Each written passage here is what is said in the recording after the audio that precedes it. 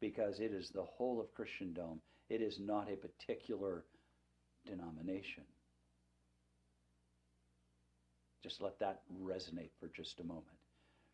You see, that wound was healed. The Pope was certainly put in prison, bringing a deadly wound to that church-state reign, but then it was healed, giving it an opportunity to rise again, to be resurrected, if you would.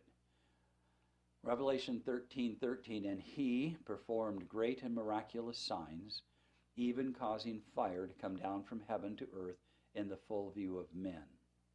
You see, this united civil religious authority will not only take over civil power, but will do so demonstrating miraculous powers.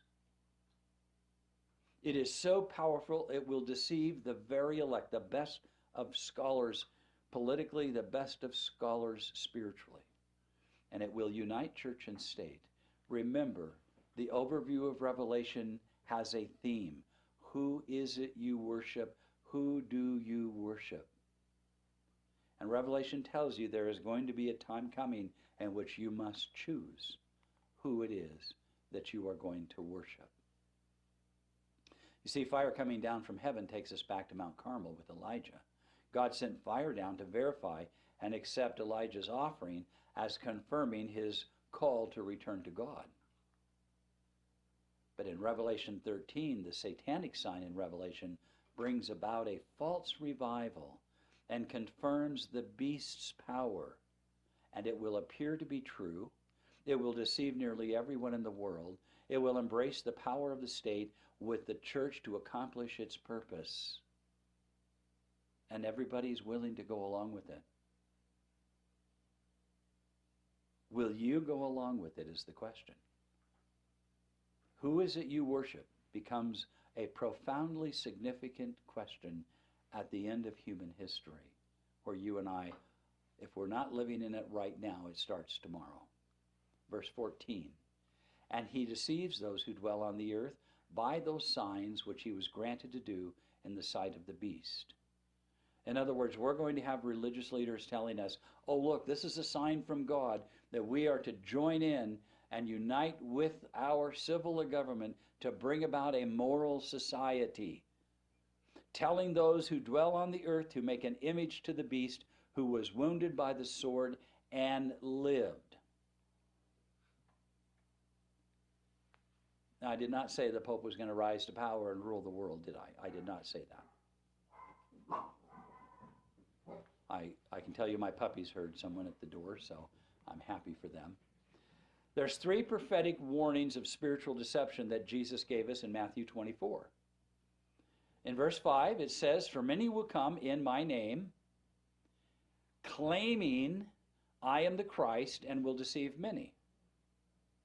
In verses 11 and 12, it says, and many false prophets will appear and deceive many people. And in verse 24 again, for false Christs and false prophets will appear and perform great signs and miracles to deceive even the elect, if that were possible.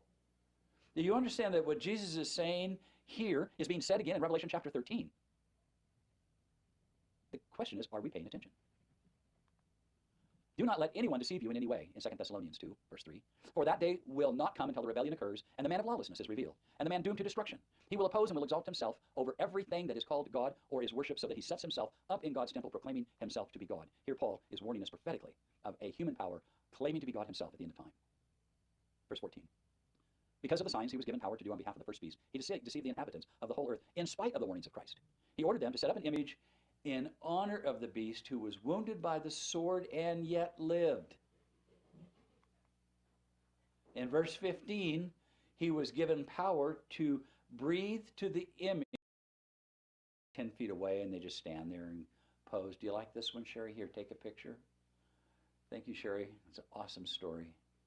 But before we go, I want you to go back and read Revelation 13 carefully. I am telling you, we are living in the fulfillment of that time. Are you with Jesus all the way? I wish you the richest blessings in Christ's name. You take care. Thank you for watching today. Our email address is screamingrockministries@gmail.com, or drop us a note to Screaming Rock Ministries, P.O. Box 5622, Twin Falls, Idaho 83303.